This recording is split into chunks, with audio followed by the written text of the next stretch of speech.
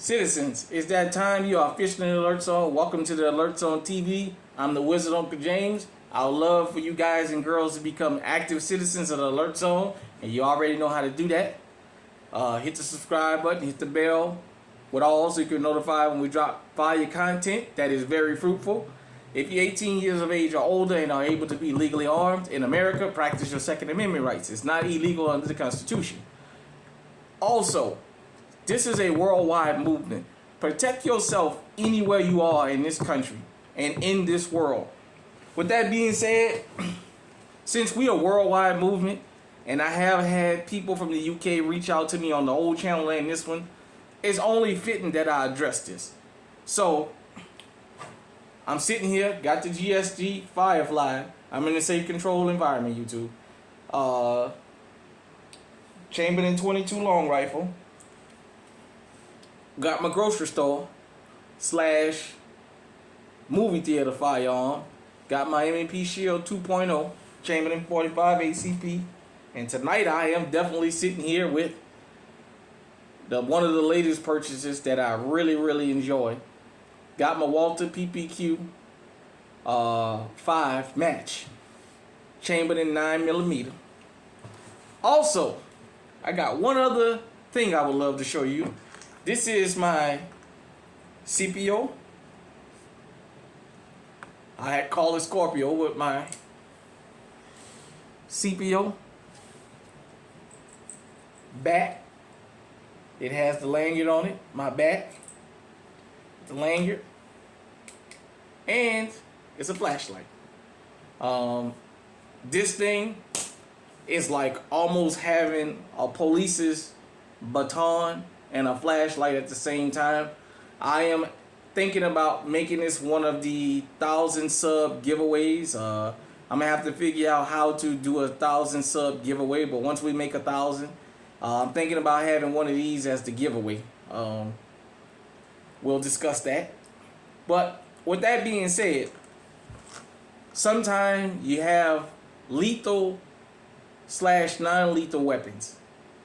Yes, I can't shoot you with this, but if I bust your head enough times, I can send you to the cemetery, or I can break a limb in defense of myself. So, because I don't know the firearm laws in the UK, that's why I decided to show this tonight. It's like a little baseball bat, and it is very hard. It has the rubber grip on it. Let's get right into it.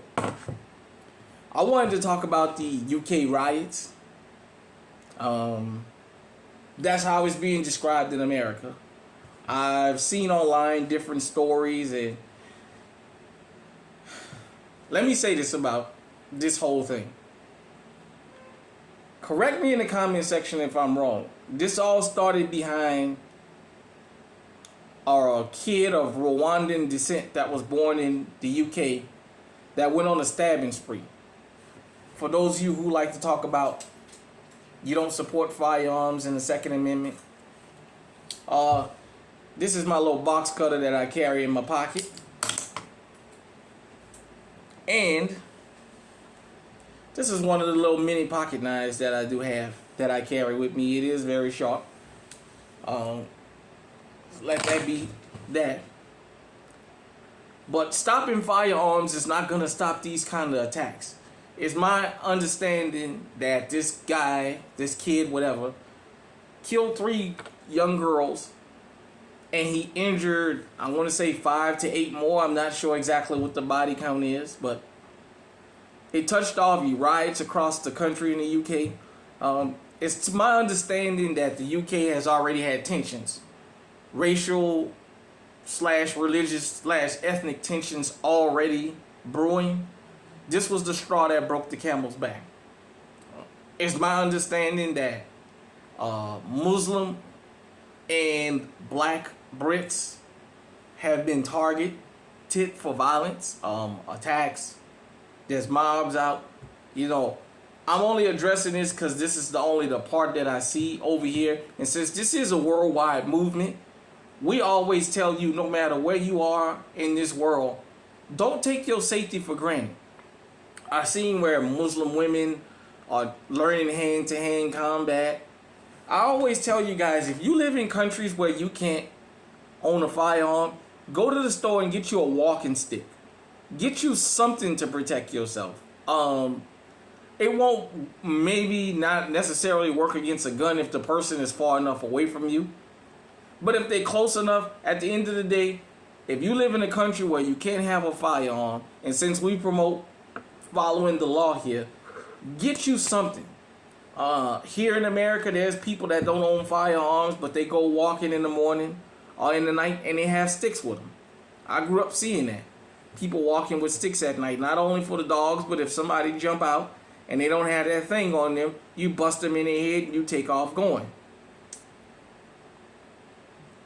My understanding is that this Rwandan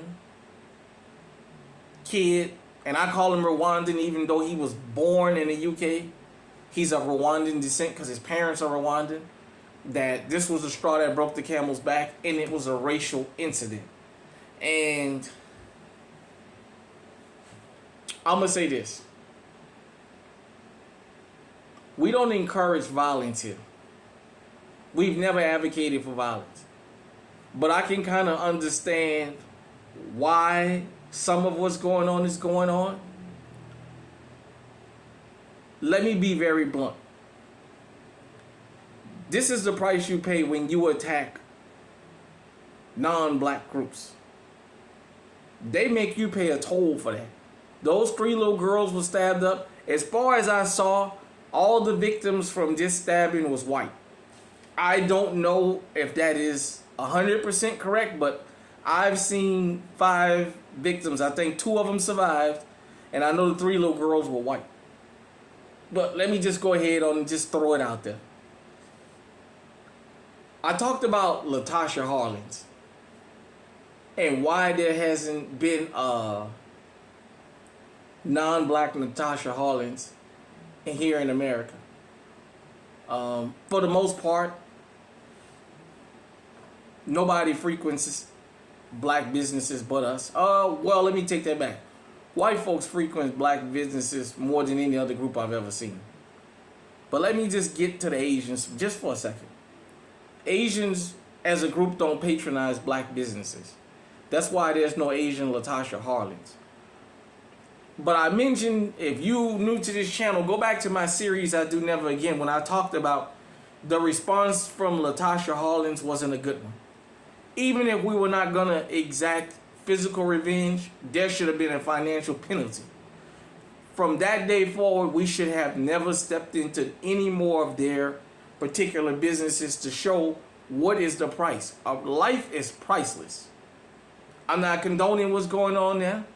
I'm not condoning the hatred. What I'm telling you is I understand it. I understand why what's happening is what's happening. This has been brewing for a long time, and this was the straw that broke the camel's back. Here in America, a lot of the times it was under false pretenses, but here in America, that was the response to the majority of the race riots here.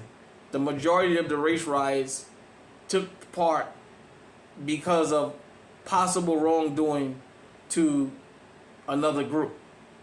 And we suffered for that. We still suffer for it. You may not like what I'm talking about. You may not like my analysis of this, my analysis. I'm telling you the mentality of there's already racial and ethnic religious differences. That is anywhere you go on this planet. For black folks, if you go to Africa or you go to the Caribbean, hell, here parts of America. Usually with America, it's the underworld, the gangs that got issues with each other. But the rest of the African diaspora, they are very tribal with each other. So they already have their issues within their issues. You can go to an all-black country and they won't get along because in Cameroon, well, this one speaks French, this one speaks English. That's why we got the breaking off of Ambazonia. And then your religion. So there's all kind of differences. This tension was just the straw that broke the camel's back with this. And I'm going to say this. Whether you white, black, Asian, Hispanic, everybody is welcome here. But we're across the board here. We don't sugarcoat things here in the alert zone. We don't tell you what you want to hear because it might cost you your life or it might cost you your safety. We just tell you what it is. You can accept it and deal with it, or you can throw it away and don't like it. But at the end of the day, I understand why what's happening is happening. There's already been a lot of tension. So with that being said, if you're in the UK, if you're black in the UK, because I've seen the videos, let me make this clear. I've read some of the comments and they've asked why foundational black Americans haven't protested here in America about that. And I'm gonna explain something to you.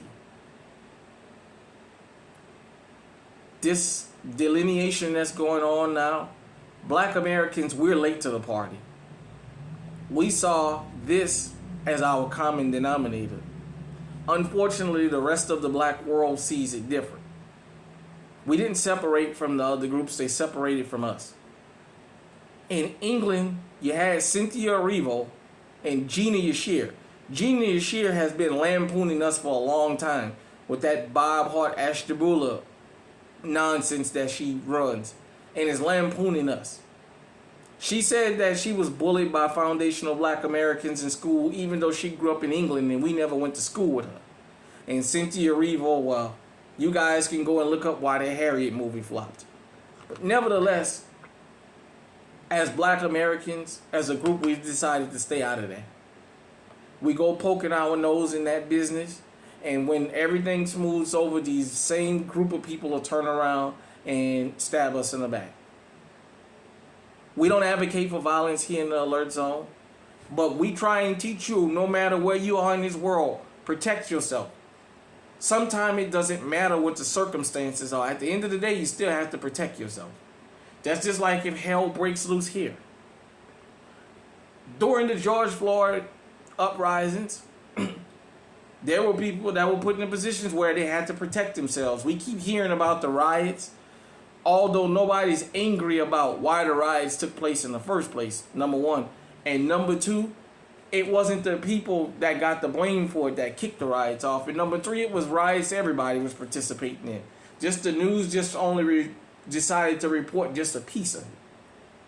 But if you're in the UK, whether you white, black, Asian, whatever you are, protect yourself. Always, when this situation is over with, that stabbing showed one thing. And this kid attacked adults. He was 17 from my understanding. This showed me an attack can happen at any time, and don't let your guard down. Always be on alert. None of us in this world are immune from something happening. I'm not immune. I carry this with me to give myself a chance. That doesn't mean because I have this, it can't happen to me. It can happen to me sitting right here with it in my hand. Something can come flying through the windshield and take me out. Come flying through the wall and take me out. This gives me a chance at least. In the ideal situation. And in the unideal situation, if I have the chance, I can draw this and still possibly make it out. Or, you know, we both do each other. You know what I'm saying? Start looking around for you. If you're in countries where you can't be legally armed, start looking for stuff like this. Find you a good, thick walking stick. When you go walking, take that with you. Make sure you got a good enough grip so when you go to whipping on a motherfucker and going upside a motherfucker head, they gonna know not to fuck with you. Get something to protect yourself no matter where you are in this world, because you know what? You never know when it's gonna happen. I keep telling you, they telling you to look for this. And it's coming from there. It's coming from there. Sometimes it even come from these. Hit me in the comment section. Let me know what you think. Until next time, stay safe, stay on high alert.